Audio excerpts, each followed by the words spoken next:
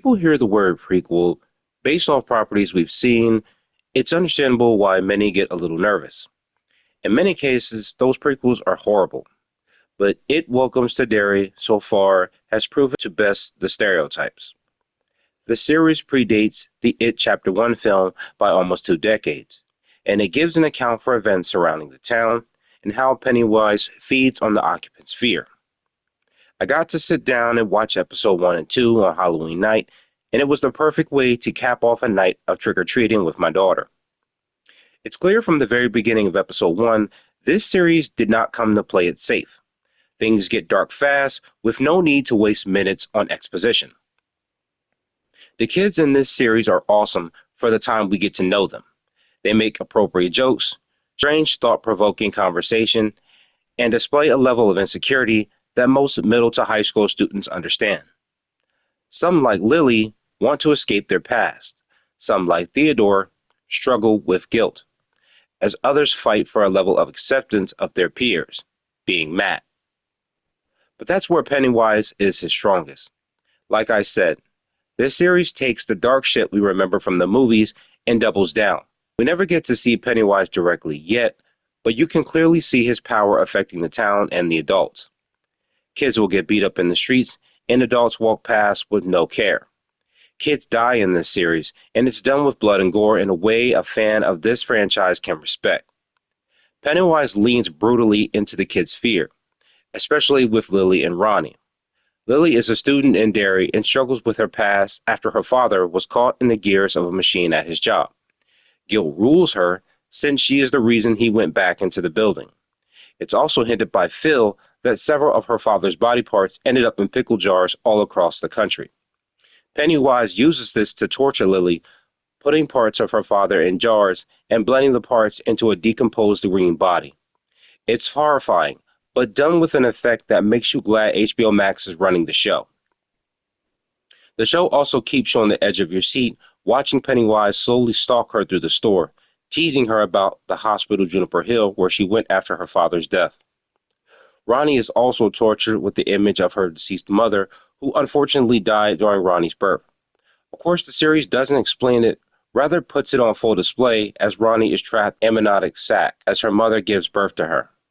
It's disgusting as you see the umbilical cord is still connected to her. We also get an additional plot as we meet Major Leroy Hanlon, the grandfather of Mike Hanlon from the Losers Club, an Air Force pilot who was injured in Korea. He arrives in Derry to assist with a special project that centers around the force hurting Derry. I like how the series gives us the understanding that Pennywise's influences hasn't gone unnoticed and that people believe him to be a weapon to be exploited. Helping them to find that weapon is Dick Halloran, who, if you read the books or seen the film The Shining, is the same man. He has visions surrounding the aftermath of Pennywise's attacks on Derry. It'll be interesting to see how this character goes forward after this series. So far, I definitely enjoy the series, guys. I think it has a lot of opportunity. As a prequel, I'm glad that it's set 20 years before the events of the film. This actually gives us a lot of chances to do a second season that centers around the center of that time, how these characters are affected after the events of this series, and where it'll go, and how it leads up to It Chapter 1. I think it does a really great job of showing you that nobody here is safe, especially the children. You know, when we see It Chapter 1, we see the Losers Club and the bond that they have formed. And you can easily see from this first episode, these kids do not have that same connection. These kids actually are very still random. They're still roguelike. They don't have any type of bond that keeps them together. So a lot of people are probably wondering how Pennywise was easily able to pick them off. And it makes sense that he's able to do that because they don't have anything unifying them. The Losers Club in the first film dealt with things outside of Pennywise together. And even though Pennywise was influencing their actions behind the curtain, they still hadn't talked about that. They just kind of fell in together because they had a connection that understood the hardships of some of the things they were going through. And they built themselves off of that. Yes, Pennywise found a way to move around with those things later on down the line. But by that time, they had already become close and were willing to fight for each other. And Pennywise at this time, when they fought him, was pretty weak. So it was easy for them to take him down. However, this group doesn't have that. So when you see Phil, Theodore, and Lily all get attacked, it made sense to me that they were able to die the way they were right from the beginning. I definitely like the first couple minutes of the episode. It really shows how far Pennywise is willing to go, how he's not afraid to take their fears and put them on such a display and so gory that this is how kids actually have nightmares. You know, it's one of those few things that even as a child to an adult, a nightmare is not always something you can control.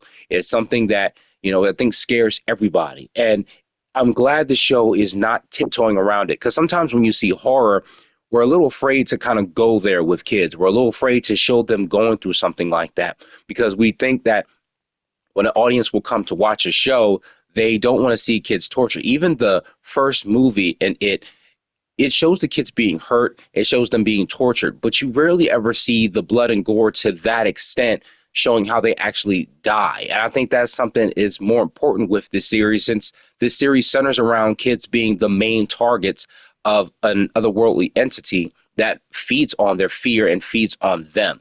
And I'm excited to see how Pennywise structures himself to want to go after children. Yes, we do know kids are more afraid of things tangible as of things that are imaginary. You know, when they can see something and believe it or have experienced something close to that level, it's easy to manipulate that to its own will. But I like that it's going to give us more of an in-depth understanding of why Pennywise chooses a clown. I mean, I'm pretty sure everyone who read the books knows this, but I'm going to be excited to see as we go deeper into the past why he chooses a clown, how he chooses his victims, how he's able to pick out the targets.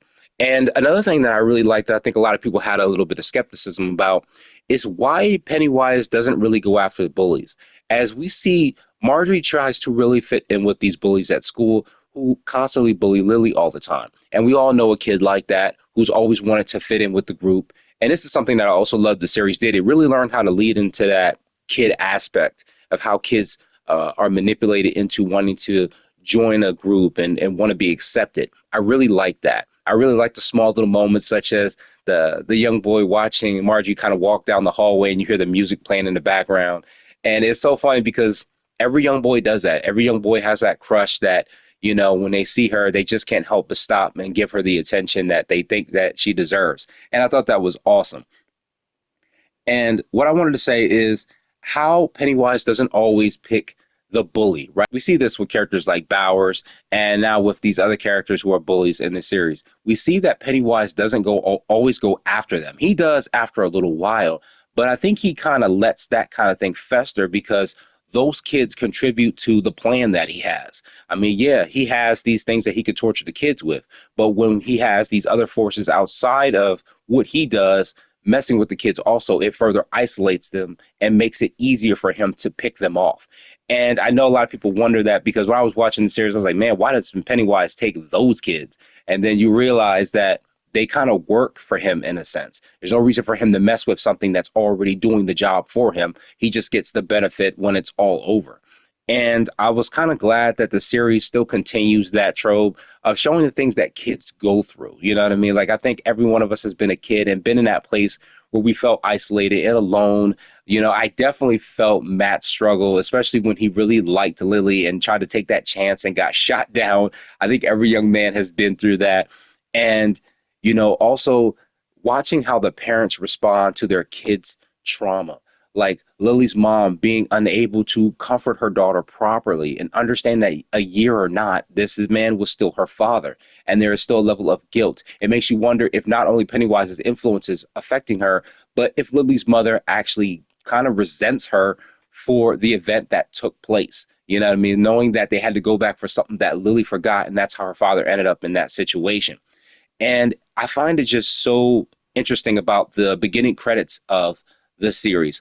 I like the disturbing music. Like it's like in episode 2, I love that song that just starts off. It's very creepy. It's sung by a child, and you can kind of see the small little events of how Pennywise has just moved into the background and the things that he's influenced, the way that he baits kids in. And I thought that was done really well. I always like that. I like when a series can take the beginning of each episode and do something small with it to let you know what you're about to see and how it is going to affect the story and the narrative going forward. Outside of that, guys, I really like this series. I think that it has a lot of potential. I can't wait to watch the rest of it. Like I said, watching episode 2 and 1 on Halloween night was a great cap off to the night. It did everything it needed to do to finish off a night of trick or treating. It was awesome. My daughter was freaking out, scared, but she still loved it. I'm also excited to see where the character of Dick Hanlon goes, or Dick Halloran. I'm sorry, I keep getting the name wrong, but it's interesting to see how his character is affected by these events and his events going forward in The Shining, if that's where the series ends off at. But that was just my thoughts on the series, guys, so far. I'm probably going to do another review, probably about 2 or 3 episodes in. Like I said, my schedule's just too busy to do episode after episode after episode after episode. I just have too much going on. But I will definitely be talking more about the series as we go forward.